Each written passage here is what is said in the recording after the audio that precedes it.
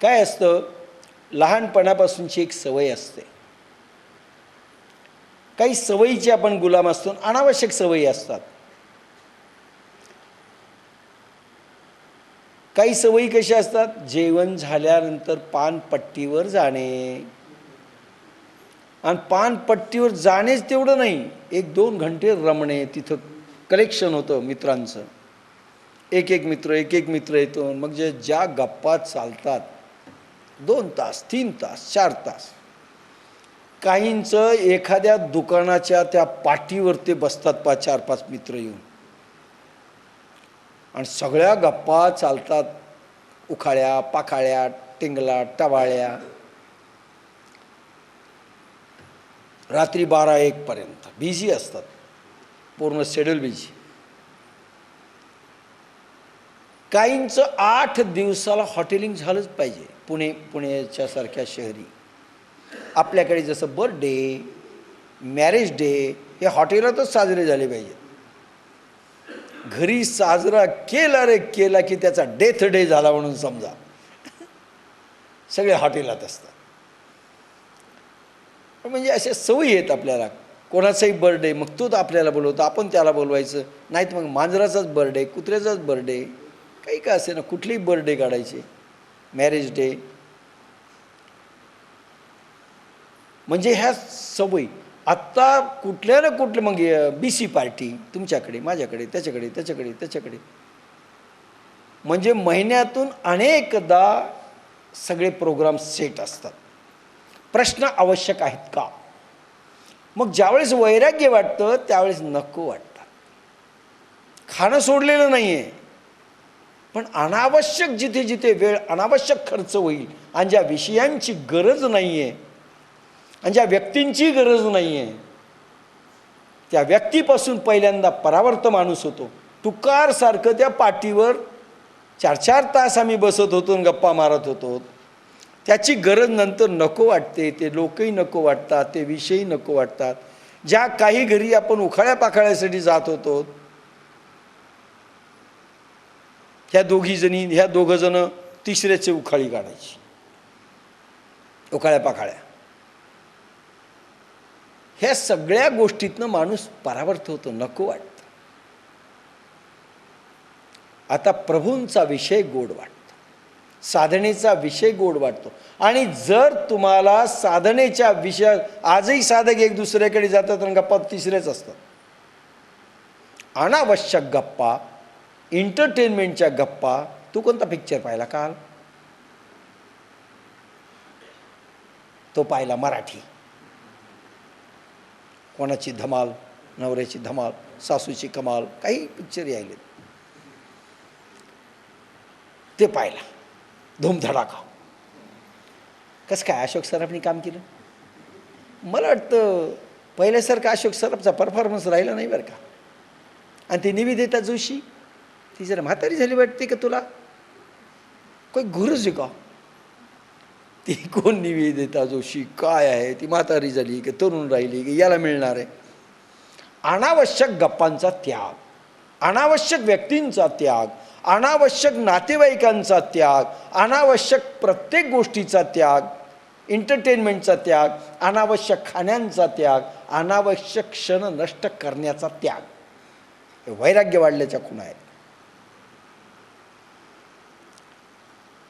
ज्ञानेश्वरीला काय येत नाही? कारण आमच्याकडे ते काय पावभाजीचा मेनू होता, ते गरम गरम चांगली वाटते. आणि घरच्यांनी सांगितले गरम गरमच खा, कारण कधीतरी बनते साहेब. ज्ञानेश्वरी काय रोजची, शुक्रवारी पाहून घेऊ कॅसेट. वैराग्य नाही वाटलं.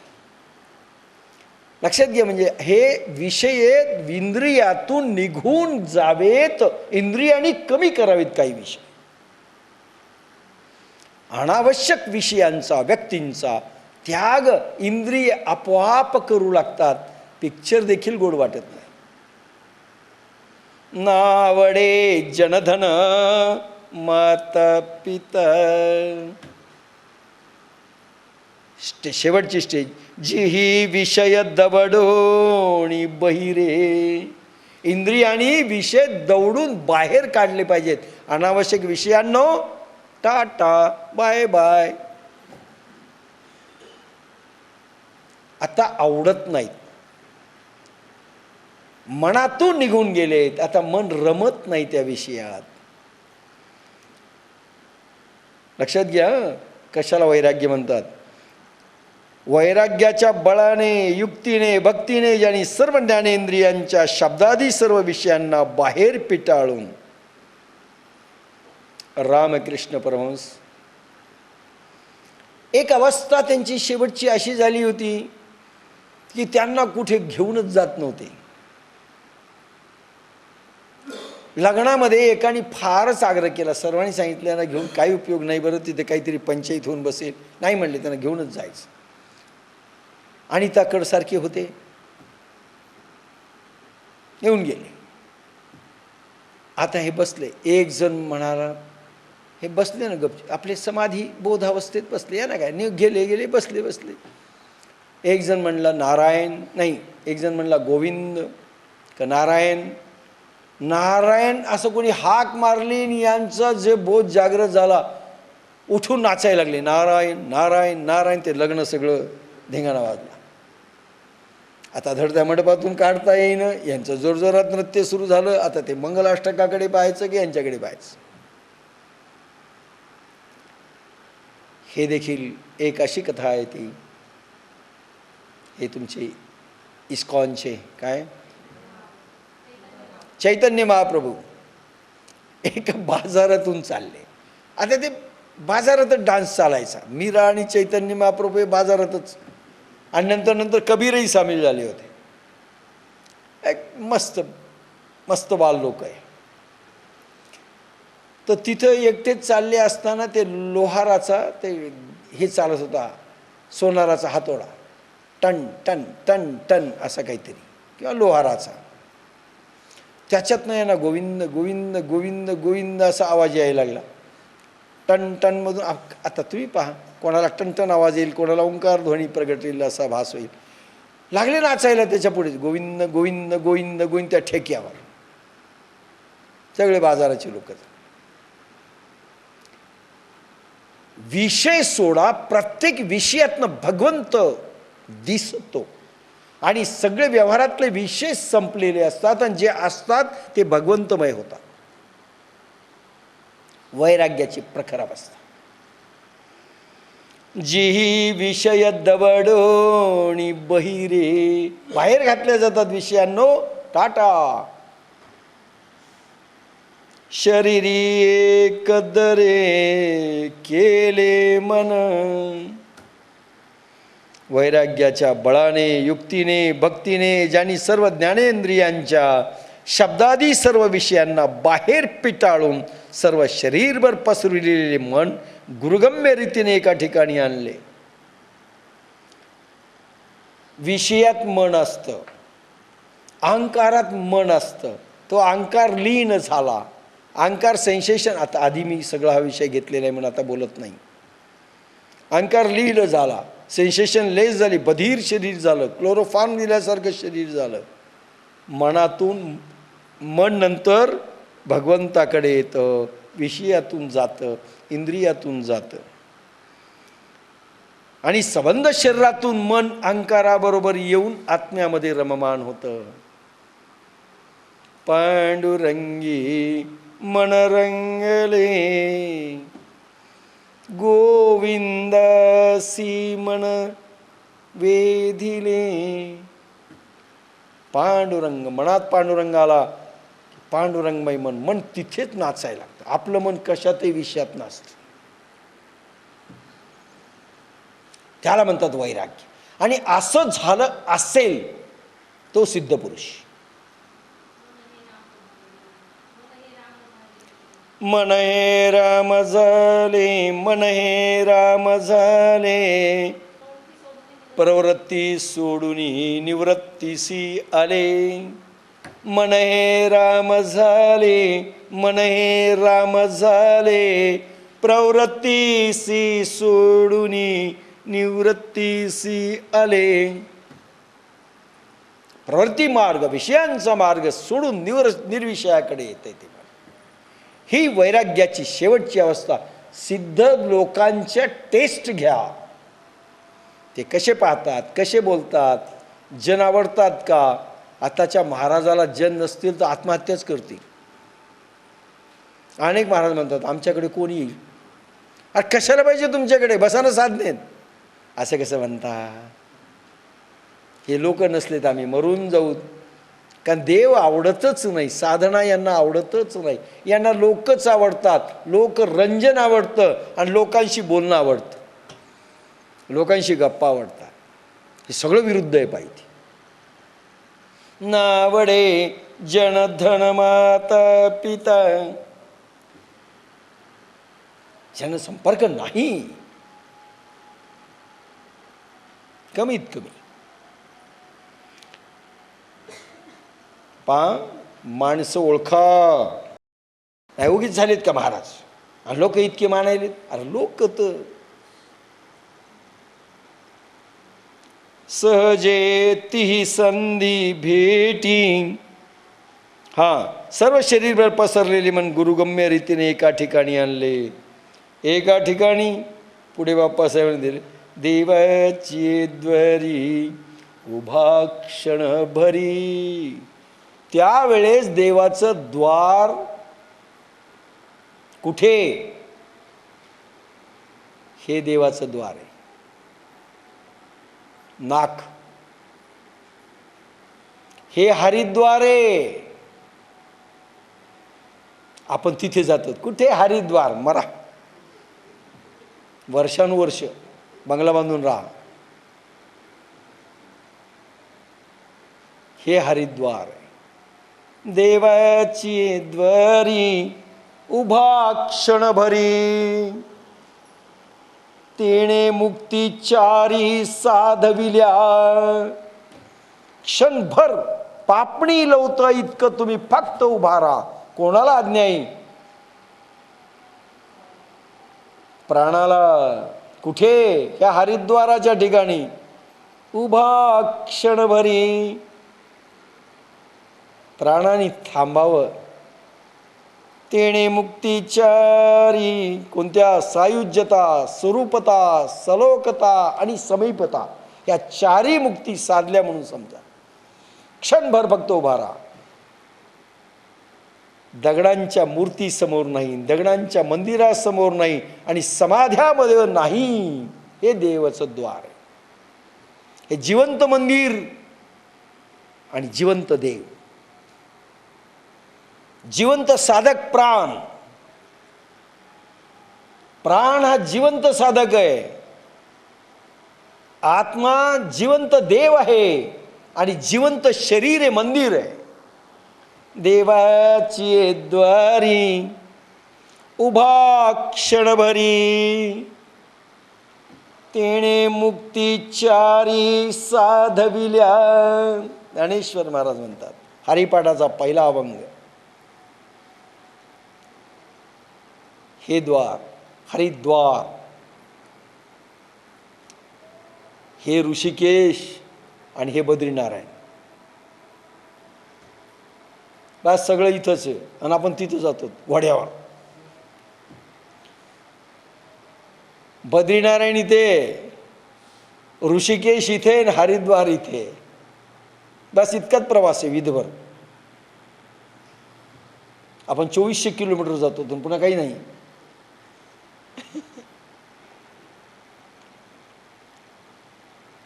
हरिद्वार देवाची द्वारी उभ क्षणभरी.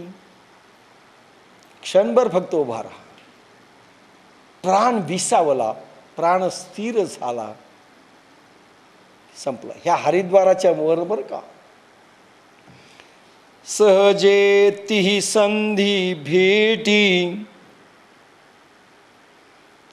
टिप्पा 151 झालं. ते ये झालंय. सहजे ती संधी भेटी. जेत भ्रू पल्लवा पडे गाठी. तेथ पाठी मोरी दिठी पारखोनिया. आलपा देवाचं द्वार. दुसरी ओवी.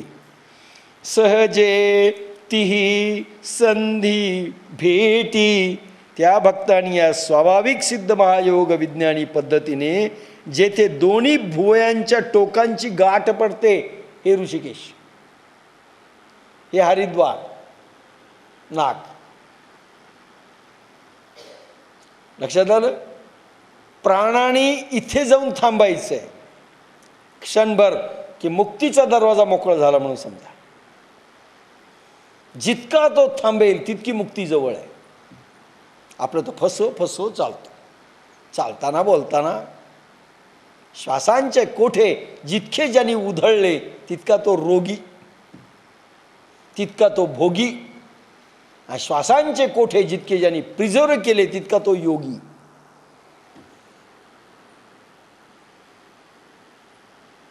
सहजे ती संधी भेटी, तीही संधी. तीन नाड्यांच्या मध्ये इडा, पिंगला, सुषुम्ना, गंगा, यमुना, सरस्वती. इडा, पिंगला. इडा डावी नाकपुडी, डावी नाडी इडा म्हणतात त्याला.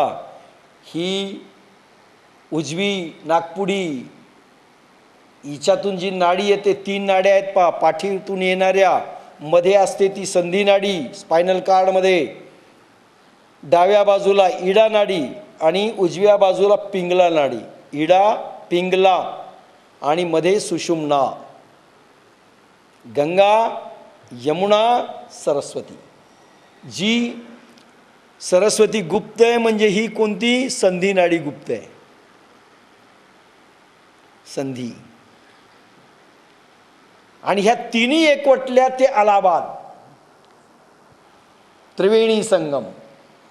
तिन्ही नाड्यांचा संगम जिथे होतो त्याला म्हणतात अलाहाबाद. आपण तिथे ब्राह्मणाला 2100 रुपये देऊ, जय गंगे जय भागीरथी करत बसा. इडा पिंगला एक वटती, गाठी तिन्ही सुटती. ज्ञानेश्वर 6व्या अध्यायात सांगतील. इडा पिंगलेचा संगम आणि सरस्वती मधली गुप्त आहे. आज हे अलाहाबाद तो त्रिवेणी संगम पाहायचा इथे. जिवंत मंदिर, सगळ्या ब्रह्मांडाचं काय म्हणतात, हे कॉम्प्युटर आहे. प्रत्येक जे ब्रह्मांडात आहे ते पिंडात आहे. पिंडात साक्षात्कार केला की ब्रह्मांडाचं सगळं मिळतं. पिंडे ते ब्रह्मांडे. ब्रह्मांडाचा देवही पिंडात आहे, गंगाई पिंडात आहे, सरस्वती पिंडात आहे, सगळं पिंडात आहे. कुठे जायची गरज नाही. मीरा म्हणते, जल में मीन प्यासी य देखत आवत हासी.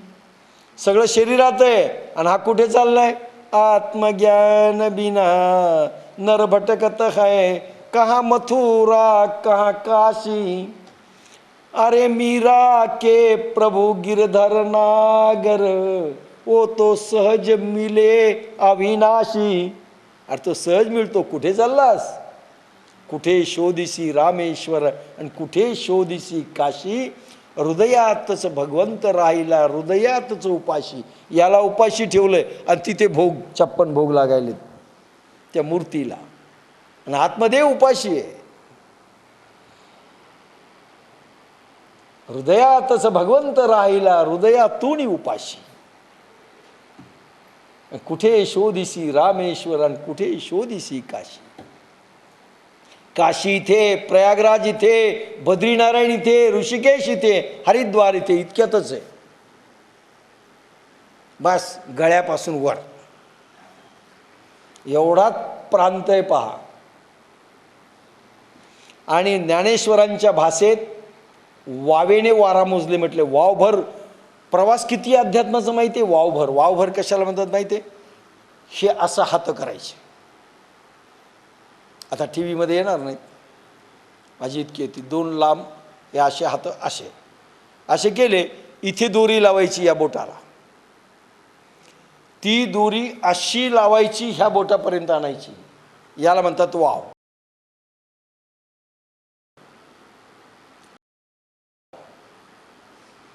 म्हणजे ही दोरी ह्या बोटाच्या टोकापासून ह्या टोकापर्यंत वाव, तर ती मूलाधार चक्राला लावा एक टोक, आणि पाठी मागून इथपर्यंत आणा, इतकाच प्रवास.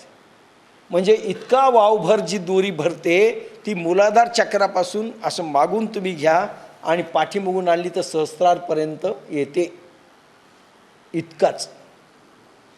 याला म्हणतात वावभर प्रवास. इतकाच प्रवास करायचा आहे, वावेने वारा मोजणे. ज्ञानेश्वरांनी त्याला सांगितलंय वावभर आहे, काय वो बी आता आठवत नाही आहे लोक. अहोरात्र वावी मवावा वारा, अहोरात्र वावेने वारा मोजा, म्हणजे वावभरच प्रवास आहे हा. आणि अहोरात्र हा प्रवास करायचा आहे तुम्ही. मूलाधार टू सहस्त्रार ओनली. इथेही दक्षिण आहे, हे रामेश्वर, आणि हा बद्रीनारायण. रामेश्वर टू बद्रीनारायण हा वावभर प्रवास आहे, लक्षात घ्या. सगळं बाहेरचं जे मॉडेल आहे ना, हे आतमध्ये आहे. सगळं मॉडेल आतमध्ये आहे. तो प्रवास पहिला धडा, नंतर हे धडे लागतात. सहजे तिही संधी भेटी, तीन नाड्या ज्या ठिकाणी मिळतात ह्या ठिकाणी आज्ञाचक्रावर भूमध्य, भुवर मध्य म्हणजे दोन्ही भुवयांच्या मध्ये. म्हणून इथे बाया कुंकू लावतात, माणसं कुंकू लावतात. इथेच का? इथे का नको? इथे समजा लावलं काय बिघडलं, फॅशन आहे. इथेच, कारण तिन्हीचा संगम हे प्रयागराज. पहिली पूजा याची आहे, आणि याच्याच पाठीमागे हे स्थान आहे. इथे मागचं, याच्या नेमकं पाठीमागे. खरं याची पूजा आहे ती, पण करता येत नाही, मागे लावून चांगलं नाही, म्हणून पुढे सगळे चक्र मागे आहेत. इथे म्हणतो आपण स्वाधिष्ठान, बेंबीत नाही आहे, तो पाठीमागच्या चक्रात आहे. सगळं मागच्या साईडला आहे. आज्ञाचक्र देखील मागे आहे. इथे काय आहे? मागची साईड एकदम त्याच्या पाठीमागे. तेच कैलाश. सहजे तिही संधी भेटी, तिन्ही नाड्या इडा पिंगला या याच्यातनं मूलाधारमधून ज्या निघतात, या पाठीमागच्या स्पायनल कार्डमधून या तिन्ही नाड्या येतात आणि ह्या इथे एकवटतात. इथे प्राण स्थिर झाला पाहिजे. हा ऋषिकेश, हा हरिद्वार. सोहम सोहम सो. आता श्वास ज्यावेळेस जातो त्यावेळेस दोन जागी आदळतो, इथे आणि इथे. त्यावेळेस तो ॲटोमॅटिक उच्चार होतो सो हम. इथे हम सो. खाली जाणारा हंसाग बनतो सोहम सोहम सोहम सोहम. आज त्या श्वासावर लक्ष दिलं की सोहम सोहम नाद ऐकू आला पाहिजे, कारण ॲटोमॅटिक श्वासांचा उच्चार सोहम सोहम आहे. सोहम सोहम वाजे ढोल, सोहम सोहम वाजे ढोल. नाथ महाराज म्हणतात ऊर्ध्वमुखे आळविला सोहम शब्दाचा नाद. तुकाराम सोहम. वटेश्वर सुता ते बोले मुक्ताई, सोहम भावे अखंडित राई. 8 वर्षाची मुक्ताबाई 1400 वर्षाच्या चांगदेवाला हे सोहम ध्यान देते. इथून प्रवास हरिद्वार स्टार्ट करते. राजर्षी योग इथून सुरू होतो, हरिद्वार. कर्मयोग खाली देखील असतो, राजर्षी योग हरिद्वार टू बद्रीनारायण एवढाच प्रवास. राजर्षी योग म्हणजे ओनली हरिद्वार टू बद्रीनारायण. सोहम सोहम सोहम बस प्राण.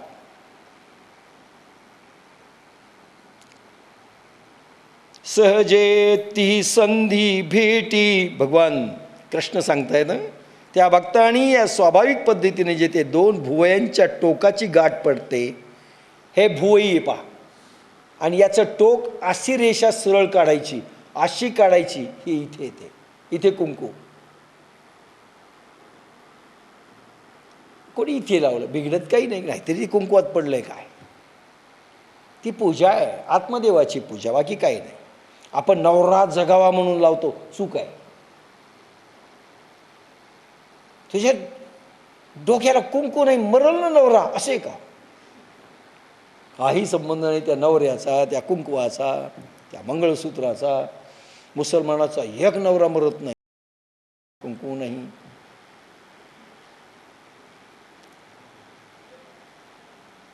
म्हणजे लावू नये असं नाही आहे, पण भाव कसा पाहिजे. ईश्वराची पूजा करते. सहजे ती संधी भेटी, जे म्हणजे आपल्याकडचे सगळे इंडिकेशन्स आहेत की ईश्वराची पूजा आहे, पण भाव आपला तसा नाही आहे. भाव वेगळंच होऊन बसला आहे.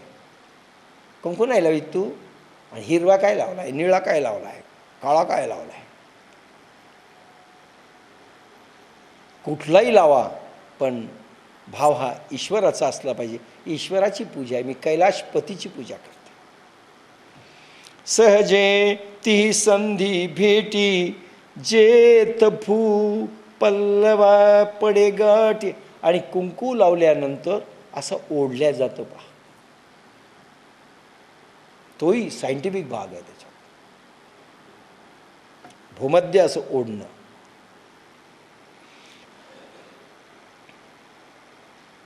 दोन्ही भिवांच्या टोकाची गाठ पडते, तेथे संधी नाडीच्या भेटीत पाठीमागे दृष्टी फिरवून.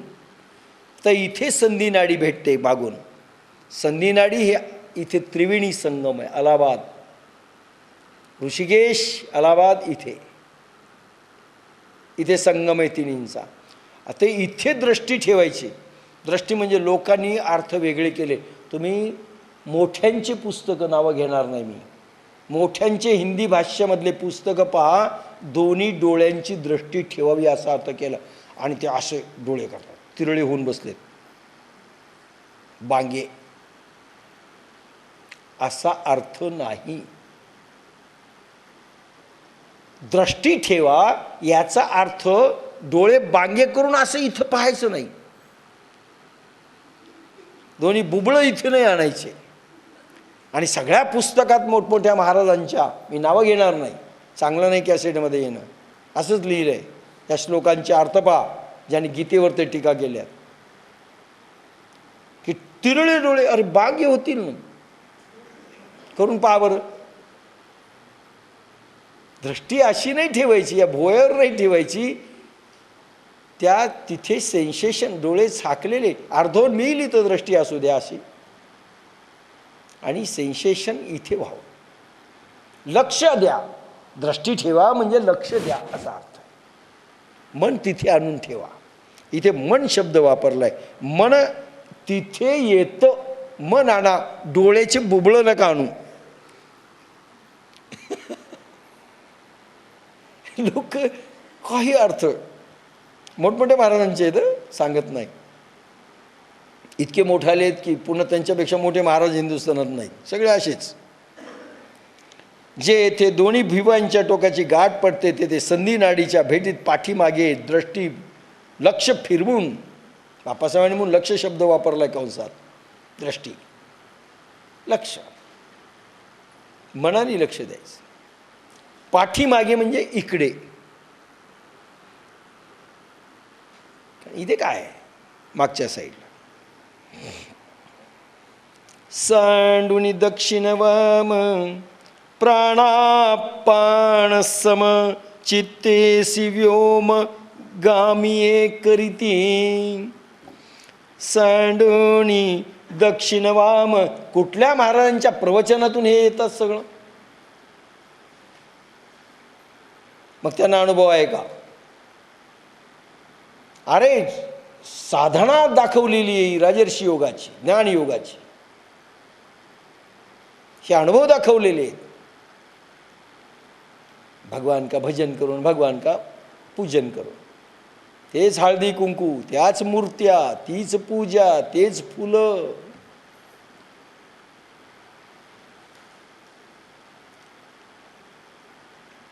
काल देवळगावला गेलो होतो. अभिषेक छान बालाजींचा 2.5 तास पाहायला मिळाला. 50 ब्राह्मण होते, एका स्वरात छान. आमच्या साडूची तुला होती म्हणून आम्ही गेलो, रात्री आलो. तिथे 2 महाराज आले होते. साडू आमचे देवभक्त म्हणून त्यांची खूप स्तुती केली त्यांनी.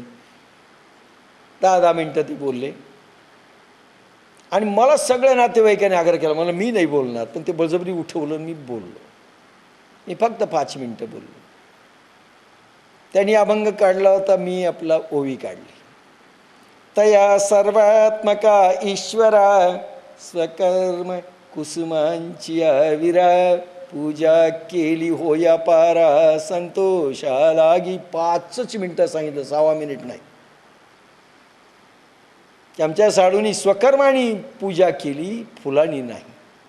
आणि ती विश्वात्मक देव तीच पूजा कशी घेतो त्यांचे काही हे सांगून इतके ते खुश झाले. बापरे म्हणाले, काय 5 मिनिटात तुम्ही उभं केलं ज्ञानेश्वर, आणि इतकी अवघड बोवी म्हणले.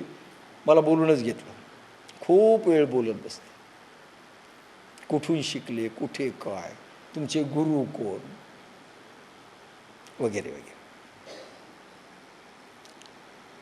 सांडोनी दक्षिण वाम प्राणापान सम.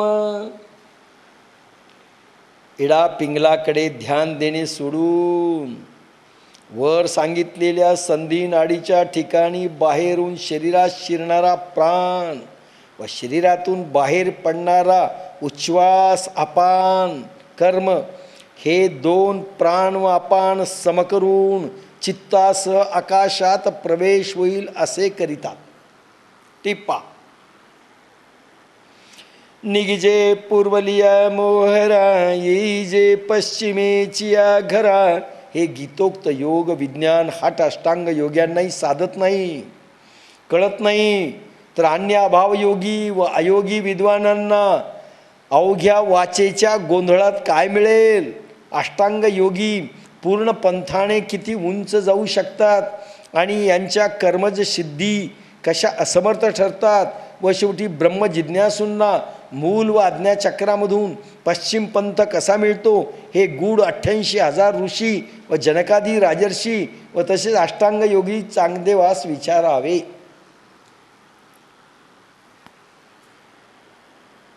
बापासाहेबांनी 4-6 लाईनीमध्ये देऊन टाकले. सांडोनी दक्षिण वाम. दक्षिण आणि वाम प्राणापान सम. हा जो प्राण जातो ना, पूर्व मार्ग म्हणजे हा प्राण इथे जातो मूलाधारकडे, आणि सर्वसाधारण माणसाचा मूलाधारपर्यंत जातो आणि पुन्हा खाली येतो, म्हणजे बाहेर येतो. पाठीमागून जात नाही. पाठीमागून योग्यांचाच जातो, सिद्ध पुरुषांचा जातो. ज्या वेळेस या कुंडलिनीचं तोंड असं फिरवल्या जातं श्रीगुरूकडून, सुरुवातीला थोडा थोडा प्राण वर जातो, ज्यावेळेस पूर्ण फिरवलं जातं आणि मूलाधार चक्र असं खुलं होतं. मूलाधार चक्र खुलं झालं की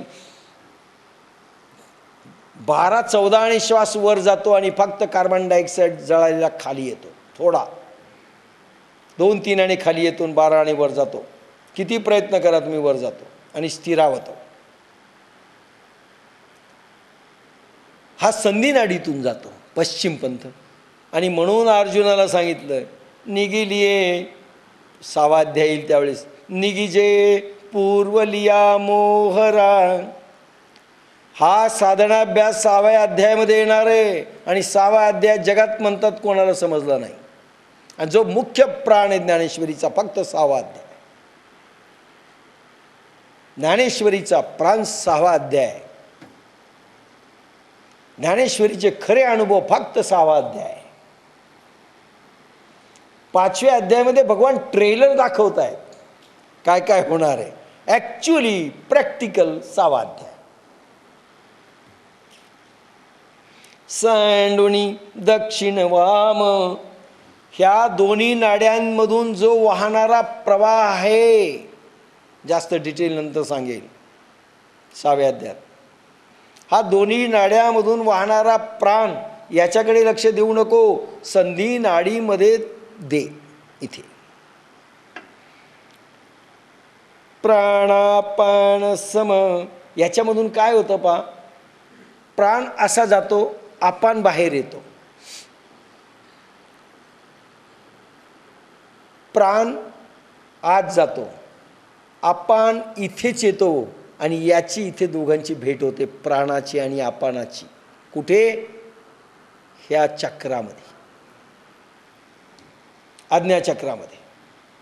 प्राण अपान समता इथे होते, दोघाचा संगम इथे होतो, भुवार मध्यामध्ये. इकडे तिकडे पाहू नका, तिकडचे लोक तिकडे पाहिलेत, पाहू नका, काही नाही, सरळ इकडे पाहायचं. मी आहे अजून. त्या भक्तांनी या स्वाभाव्य काय इडा पिंगलाकडे ध्यान देणे सोडून वर सांगितलेल्या संधी नाडीच्या ठिकाणी बाहेरून शरीरात शिरणारा प्राण. पण एक गुरुप्रसादाने मिळतं बरं. स्वतः करू लागलात मनाने काही मिळत नाही. जशी जशी स्टेज वैराग्याची वाढते, विरक्तीचा पाया दृढ होतो आणि त्याला सिमेंट श्रद्धेचं प्रचंड लागतं. श्रद्धेचं सिमेंट पाहिजे, नाही तर तुम्ही माती लावली, काय करावं, सगळं आमचं बरोबर आहे पण माती लावली, ती भिंत कोसळणार, तो पाया ढासळणार. श्रद्धेचं सिमेंट, त्याच्यावर ते खेळ आहे सगळा. प्राण आणि प्राणाची समता इथे होते. बाहेरून शरीरात शिरणारा प्राण व शरीरातून बाहेर पडणारा अपान म्हणजे कर्म, प्राण व अपान सम करून चित्ताचा आकाशात प्रवेश होईल असे करावे. मग प्राणही फार घेतल्या जात नाही, अपानही जास्त येत नाही आणि इथे जाळल्या जातं. हा दुसरा यज्ञ इथे होतो. पहिला यज्ञ पोटात, दुसरा यज्ञ इथे. प्राण आणि अपारांचा कर्म तिथे जळल्या जातो. सेकंड प्राण इथेच, आणि वर जाऊन स्थिर झाला पाहिजे तो बद्रीनारायणला. इथून तो पलटला पाहिजे प्राण. खाली कार्बन फक्त येईल, तोही फार नाही, कारण समता आलेली आहे. म्हणून एका मिनिटात कधी कधी मी पाहिलं माझे 4 श्वास चालतात चांगल्या साधनेच्या भरलेल्या अवस्थेत. नंतर तर मला वाटतं एका मिनिटात एकच श्वास चालेल की काय कोणाला माहीत, आणि मग 5 मिनिटात एखादाही चालू शकेल. प्रगाढ अवस्थेत अजून तो अनुभव नाही, माहिती नाही, पुढचं कुठे लिहिलेलं काही नाही, पुढे काय होईल सांगत नाही. असं सगळा हा अनुभवांचा प्रांत आहे. सगळं वरच जातं, म्हणजे अखंड बद्रीनारायण. आपण एकदा, लोक म्हणतात एकदा जावं, नाही तर 2दा जावं, नाही 3दा जावं. अरे 3दा काय जावं, अखंड राहायचंय. अखंड जयाला देवाचा शेजार, अखंड देवाचा शेजार बद्रीनारायण. व्हाय नॉट अखंड.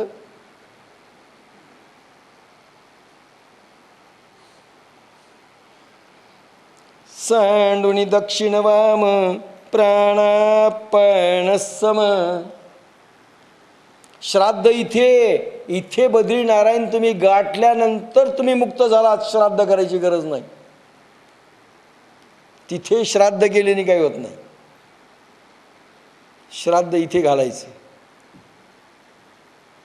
बद्रीनारायणाला आपण घालायचं. सांडुनी दक्षिण वाम प्राणापान सम, प्राण आणि प्राण सम करायचा आहे. म्हणजे वर जातो तितकंच खाली येतो. ओके, थोडा, आणि तोही कळणारही नाही. हो, तुमचा श्वास चालू आहे हेच कळत नाही, त्याला समाधी म्हणतात. त्यावेळेस मागचं पा विचार देखील स्फुरू नये. विचार त्याच वेळेस स्फुरतात ज्यावेळेस खाली श्वास वाहतो. श्वासच वाहणं बंद झालं पाहिजे.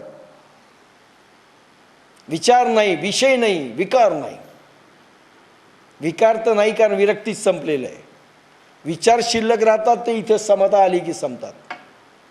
निर्माणच होत नाही, क्रिएशनच नाही, फॅक्टरीज बंद. खालीच येत नाही तर कुठून विचार स्फूर्ती. आगाऊपणा आपल्याला जो सुचतो ना, भसाभस खाली श्वास येतो, वरच जात नाही. आपल्याला काहीही सुचतं, केव्हाही सुचतं, साधनेत बसलो तरीही सुचतं. सांडुनी दक्षिण वाम, नड्यांच्या दोन्ही प्रवाह इडा आणि पिंगलामधून जे सर्वसाधारण माणसाचे जातात ते सुषुम्नामध्ये एकदा वाहू लागले. या ठिकाणी आलं की समता येते, वरही जास्त जात नाही, खाली येत नाही. एवढा स्टॉक होतो त्या श्वासांचा, आणि समजतही नाही. थोडासा गेला तरी काहीच कळतच नाही.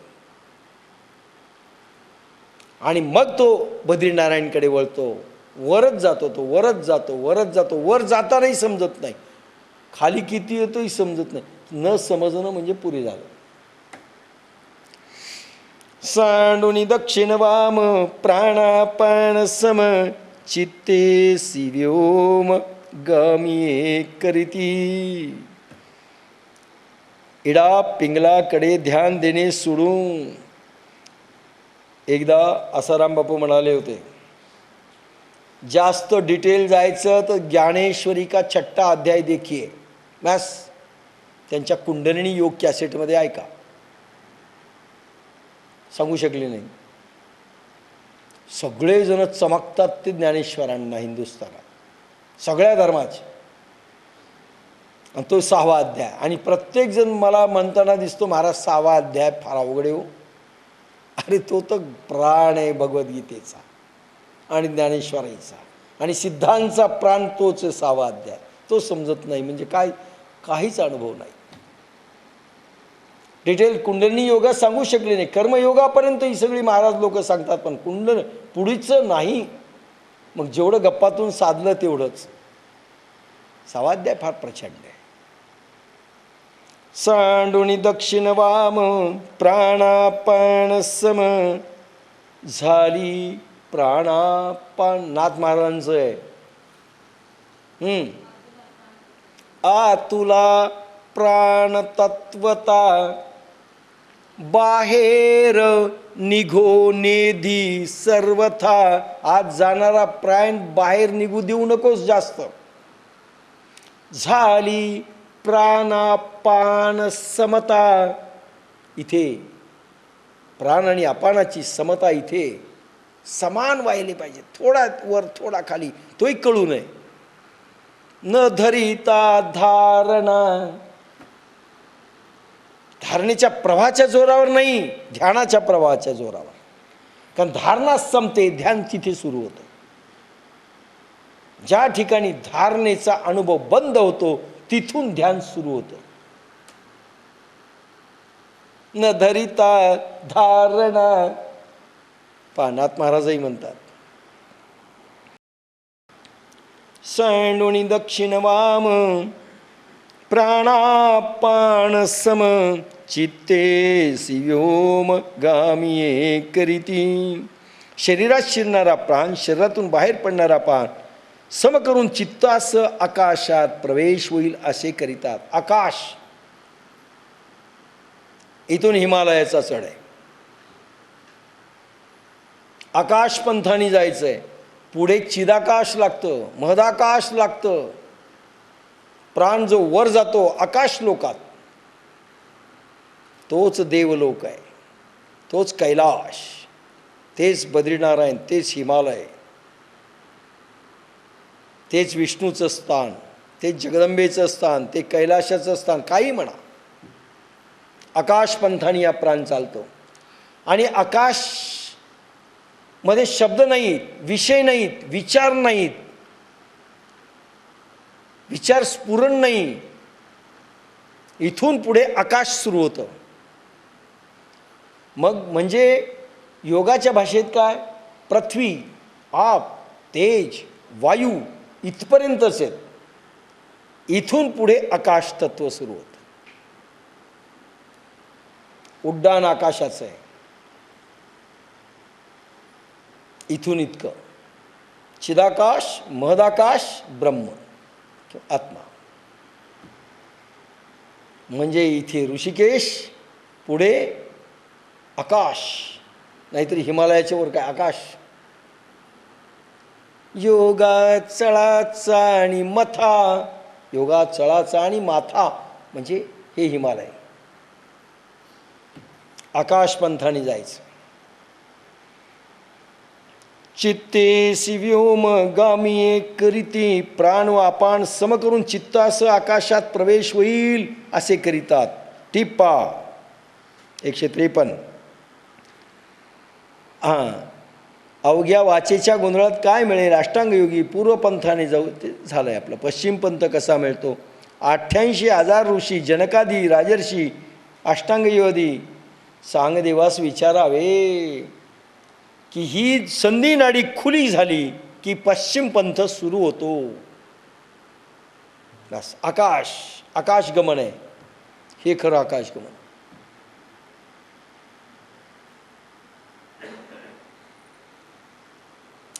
असा भक्त असावा लागतो. आता पहा आपले कर्मकांडांचे प्रयोग कुठे, हे कुठे, पहा किती अंतर आहे दोन्हीमध्ये. आपण तिथेच येत अजून. 28वा श्लोक. यतेंद्रिय मनोर्बुद्धीर मुनिर्मोक्षपरायणः विगतेच्छा भयक्रोधो य सदा मुक्त एव स.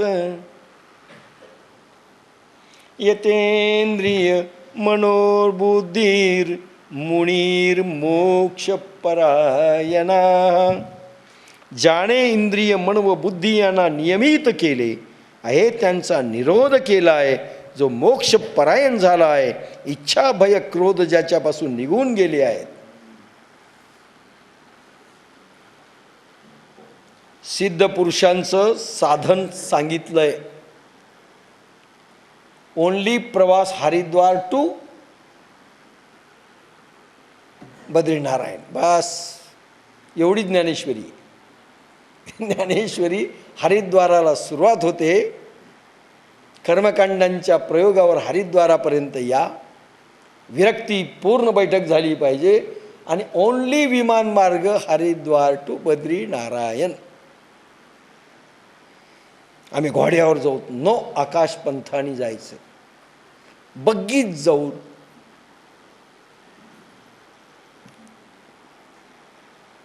मोक्ष इच्छु मुनिरोधी मन इंद्रियेणी बुद्धी सुटे इच्छा क्रोध भय सदा मुक्त स्थिती होय. बापासाहेबांचं समगीत, त्यानंतर माऊलींची ओवी. तेथ जैसी रथोद्यके सकळे घेऊन गंगा समुद्री मिळे मग एक एक वेगळे.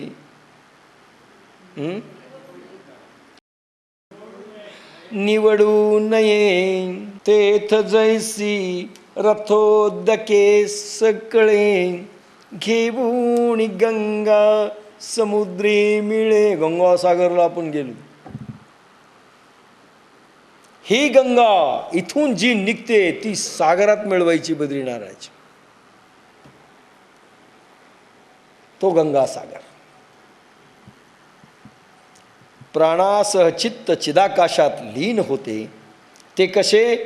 तर तेथे ज्याप्रमाणे पाऊस पडल्यावर रस्त्यावरून वाहणारे पाणी सर्व बाजूनी धावून गंगेकडे जाते, त्या पाण्यांना आपल्या पोटात घेऊन ती सागराला मिळते. त्यावेळी त्या पाण्याची निरनिराळी निवड करता येत नाही.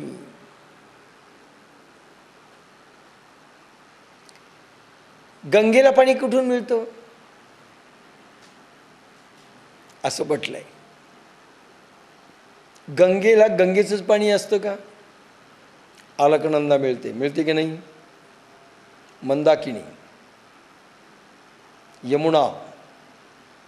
यमुनाही मिळते. अलाहाबादला मिळते ना यमुना. म्हणजे गंगेचं पाणी आता गंगामय झालं असेल, पण मग ओढे नाले मिळतात की नाही? सगळ्या ओढे नाले कुठलंही पाणी येऊन अनेक प्रवाह, अनेक धारा पाण्याच्या, अनेक नद्यांच्या एका गंगेमध्ये मिळतात. आणि ती गंगा सागराला मिळते. असा प्रवास आहे हा. सगळे प्रवाह. त्याचं सांगायचं म्हणजे एक ओवी येते 6व्या अध्यायात. मग 6व्या अध्यायात हे सगळं रिपीट अनेक जागी होईल. ही ओवी निवळी बुद्रुकला, माझ्या गावाला नाही, केशवबुवा कानडकरांनी बाप्पासाहेबाकडे 3-4 महिने 6 महिनेच झाले असतील किंवा हार्डली एखादं वर्ष झाला असेल, आणि मला सांगितलं की तू प्रवचन कर. तू ज्या गुरुकडे गेलास त्या गुरुकडे काय शिकलास हे सांग सगळ्या लोकांमध्ये. कधी गेलो की ते आठवतं मला. कॉलेजला होतो. ह्या ओबीवर प्रवचन दिलं होतं मी. पैल योगी वृंदे वहिली, आडवी आकाशी निघाली, तेथ अनुभवाची पाऊली. आता सगळ्या ज्ञानेश्वरीमध्ये धाडा सापडली, धाडा शब्द नाही, ती धारणा शब्द आहे. धारणा सापडली, पैल योगी वृंदे वहिली, आडवी आकाशी निघाली. काही अर्थ नाही. पूर्वी योग्यांचे समुदाय आडवे आकाश मार्गाने निघाले होते की अनुभवाच्या पाऊल वाटेने त्यांना धारणा मिळाली. आता आडवी आकाशी निघाली म्हणजे काय? हे सगळे उडाले ना आडवे चालले होते. मग कोणीतरी याला नीट केलं असा अर्थ आहे का? अनुभव आल्याशिवाय अर्थच कळत नाहीत माऊलींची. पैल योगी वृंदे वहिली. पहिलं म्हणजे किंत काळ. आता इथे सांगून जातो मी, कारण मी काही प्रवचन देत नाही आहे, कारण पटकन आपल्याला खतम करायचं आहे. पहिलं म्हणजे भगवान शंकराच्या काळामध्ये ह्या योग आरंभापूर्वी 80,000 ऋषी, 88,000 ऋषी, अष्टाशती सहस्त्राणी, 80,000 ऋषी साधनेला बसले. त्याच्यात कपिल होते, अंगिरा होते, भारद्वाज होते, सनक होते, सनंदन होते, सनत कुमार होते. पहिली मंडळी. ही सगळी मंडळी साधना करत असताना यांना वाट सापडत नव्हती. आडव्या आकाशाच्या मार्गाने चालले. म्हणजे कसं? हा पूर्वपंथ मुलाधारापर्यंत यायचा आणि प्राण बाहेर यायचा. इथं समताच होत नव्हती. 60,000 वर्ष तप केलं पण वाटच सापडत नव्हती मुक्तीची. हा पंथराज खुलाच होत नव्हता मुलाधाराचा, आणि सुषुम्ना खुली नव्हती, आणि म्हणून पश्चिम पंथ मोकळा नव्हता. आणि इथून जे जायचं समता झालेली नसल्यामुळे आकाशपंथही खुला नव्हता. आडवी आकाशी निघाली याचा अर्थ कोणाला कळाला नाही, कळत नाही, अजूनही नाही. 6व्या अध्यायावर एकही महाराज ओव्या काढीत नाही. योगाचंही म्हणतात, सोडून देता, आणि तुम्ही कशाला करता, जसं काही यांना सांगताच येतं. काही येत नाही. आडवी आकाशी निघाली म्हणजे सगळा प्राण हा आजही आपल्या किती नाड्या आहेत? मेडिकल सायन्सने 350 सांगितल्यात, परंतु अध्यात्माने किती कोटी सांगितलेत? 72 कोटी सांगितल्यात. मेडिकलला ज्या दिसल्या त्या 350 नाड्या प्रमुख आहेत, बारीक बारीक नाही दिसल्या आणि त्यांनी मांडल्या नाहीत असे नाही. म्हणजे सूक्ष्म अतिसूक्ष्म अशा नाड्यांचे प्रवाह हे 72 कोटी म्हटलंय अध्यात्माने. त्या कशा आहेत? आता आपल्याच नाड्या पहा. तुम्ही नाड्या जर पहा एखाद्या त्या चित्रामध्ये, फोटोमध्ये, असंख्य असंख्य आडव्या तिडव्या, अर्धगमनी, ऊर्ध्वगमनी, उभ्या, गोलाकार, तिरक्या, पहा कशा नाड्या आहेत. हा जो प्राण आत जातो हा 72 कोटी नाड्यांमधून प्रवाहित होतो. लक्षात घ्या काय म्हटलं. हा जाणारा प्राण 72 कोटी नाड्यामधून प्रवाहित होतो आणि हा प्रवाहित होणारा प्राण नाड्या वाकड्या तिकड्या आहेत, गोल आहेत, उभ्या आहेत, आडव्या आहेत, त्याप्रमाणे प्राणही आडवा जातो, उभा जातो, गोल जातो. बरोबर आहे? अहो, कुत्र्याची शेपूट नरसाळं लावलं ती नीट दिसते, नरसाळं काढलं की वाकडी. आता हे जे आपल्या नाड्या जर वाकड्या तिकड्या असतील तर प्राणही वाकडा तिकडा जातो आणि प्राण वाकडा तिकडा, अर्धगमनी, ऊर्ध्वगमनी, गोलाकार असा आडवा तिडवा जर गेला का नाड्यामध्ये आकाश. इथे आकाश आहे की नाही? ह्या खोलीमध्ये ही पोकळी आहे ना, याला आकाश म्हणतात. नाड्यामध्ये देखील आकाश आहे आणि या आकाशामध्ये हा प्राणांचा प्रवाह आडवा तिडवा, नाड्या आडव्या तिडव्या आहेत म्हणून जातो. लक्षात आलं ना? मग ध्यानही आडवं तिडवं झालं की नाही? आता ज्या प्राणांचा प्रवाह नाड्यांमधून आडवा तिडवा जातो, ध्यान देखील आडवं तिडवं आहे की नाही? वाकडं लागतं की नाही? आणि म्हणून हा प्रवाह एकवटत नाही तोपर्यंत ध्यान लागत नाही. म्हणून सगळ्या महाराजांकडे लोक जातात, महाराज ध्यान नाही लागलं. त्याला विचारा नाही इमानदारीनं, तुमचं लागलंय का? ते एवढं सांगतो, भजन करो, ध्यान किधर रहता तुम्हारा, भगवान में लगाओ, लग जाएगा लग जाएगा. हा मंत्र देते, उसका जाप करो, ध्यान लग जाएगा. अरे ज्यांचे 72 कोटी नाड्यांमधून आडवे तिडवे प्राण जात असतील आणि ऊर्ध्वगमनी वाट जर मिळाली नसेल, ध्यान वाकडंच, ध्यानच लागणार नाही. आणि ध्यान नाही तो प्राण बाहेरच येईल. आणि ज्यावेळेस प्राण बाहेर येतो, पूर्वपंथ बाहेर येतो, पश्चिम पंथाने जात नाही, तोपर्यंत ध्यान नाही, प्राण वर जात नाही, प्राणापान समता नाही, आकाशमधून गमन नाही. पैल योगी वृंदे वहिली आडवी, या नाड्यांच्या प्रवाहामधून त्यांचं ध्यानही वाकडं लागत होतं. 72 कोटी नाड्यामधून वाहणारा प्रवाह होता प्राणांचा, म्हणून ध्यानही नव्हतं. तेथ अनुभवाची पाऊली, भगवान शंभूंचा जो अनुभव होता तो भगवान विष्णूंना दिला. मी सांगितलंय 2रा अध्याय, महायोग आरंभ भगवान शंभूंनी दिला, आदिनाथ. आणि तो त्याच्या ब्रांचेस भगवान विष्णूंनी 4 केल्या. ज्ञानयोग, राजर्षी योग तुम्हाला सांगितलेलं आहे. हा राजर्षी योग भगवान मनुंच्या परंपरेतून आला. ज्ञानयोग सिद्ध संतांकडे गेला, राजर्षी योग राजे लोकांकडे आला, वगैरे वगैरे आपण सांगितलाय भाग. त्याला अनुभव म्हटलाय. अनुभवाची या पाऊली म्हणजे भगवान शंभूच्या याच्याने धारणा सापडली. धारणा याच्याकरता निर्माण होते पहिल्यांदा तुमच्या शरीरामध्ये राजर्षी योगामध्ये, की अनंत कोटी नाड्यांमधून जाणारा हा वाकडा तिकडा प्रवाह धारणेच्या द्वारे एकत्र हळूहळू येऊ लागतो. गंगेकडे त्याचा ओघ येतो. गंगेमध्ये, गंगा म्हणजे ही तुमची सुषुम्ना नाडी, त्याच्यामध्ये सगळे प्राणांचे प्रवाह एकवटतात. सगळ्या नद्या नाले त्याच्यात मिळतात. आता तुकारामांचा अभंग आहे, क्षरला सागर